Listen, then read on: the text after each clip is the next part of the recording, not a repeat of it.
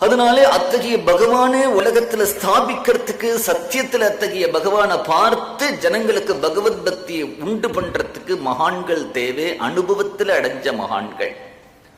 குரு அப்படின்னுட்டா நம்ம காட்டிலும் 1%, நம்ம காட்டிலும் 2%, நம்ம காட்டிலும் 10%, நம்ம காட்டிலும் 20% இல்லாம பகவானை பார்த்து உனக்கும் பகவத் தர்சனத்தை உண்டு பண்ணி உன்னையும் பகவானுடைய திருவடியில கொண்டு போடக்கூடிய சாமர்த்தியமுடையவரா இருக்கணும் மகாத்மா. அத்தகைய குரு கிடைச்சுட்டார் அப்படின்னுட்டா சாஸ்திரங்கள் எல்லாம் சொல்றது அத்தகைய குருவை பிரகாசப்படுத்து, அந்த குருவனுடைய பாதுகையை சேவி, இப்படி எல்லாம் சாஸ்திரங்கள் சொல்லிட்டு வரது.